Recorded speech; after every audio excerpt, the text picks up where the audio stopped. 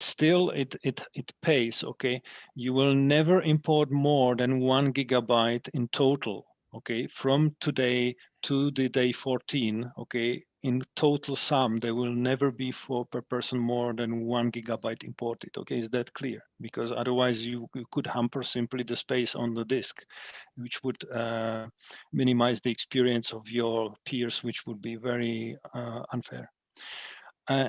So this is what we can do for you. And yeah, so as I said, back to my explanation, you can delete your own data, but I can't delete yours. I, me being here Susumato Negawa, cannot delete Charles Darwin's data.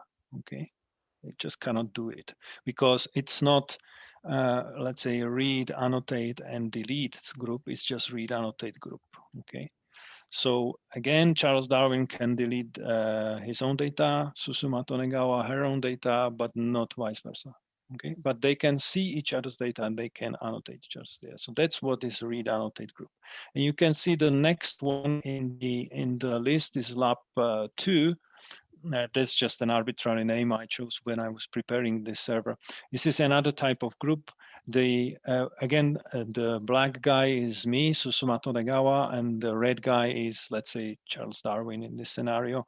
And it's red because it's, yeah, I can still see Charles Darwin because it's there, the other person is there, but it's red. It's the lowest level on the cooperation permissions level. Okay, and this is read-only group, so I can only read, meaning see Charles Darwin's data. Yeah, and vice versa. I cannot annotate, and of course I cannot delete. Okay, then we have lab 3, which is one where the other guy is green, and this would be a read-write group. And this is one to be enjoyed with caution, because it basically means that I can do anything as Susumato Negawa on Charles Darwin's data as I see fit. Anything, meaning I can delete his data also. It's basically just like if I was a full administrator inside that group, or that everybody is like kind of throwing the data into one big soup pot and don't care who owns what. Of course, OMERO still remembers who owns what, but the permissions are so loose that anybody else can do a lot of help or damage according to their nature, of course. And that's why you need a full trust to your colleagues if you want to share data in such environment. But of course, there are many examples of that. Then we have lab 4, which is, you can see lab 4 is just like if it would have just one member, Susumato Negawa, myself.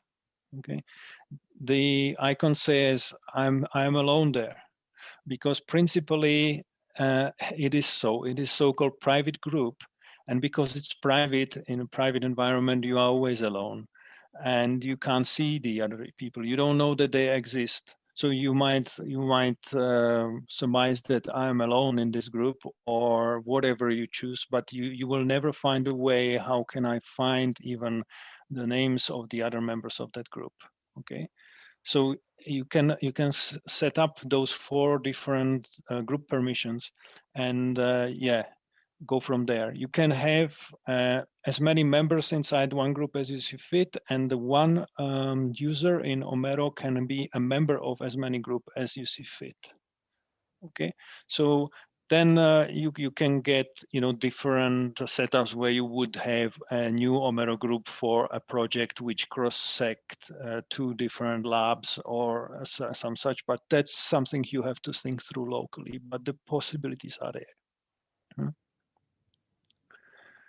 Okay, so if I answered your question, and if no more things, then let's go through with that again to understand really properly, how do I navigate to somebody else's data? Okay, so we just said I did it a couple of times, but so that it sits, because you will need to understand that.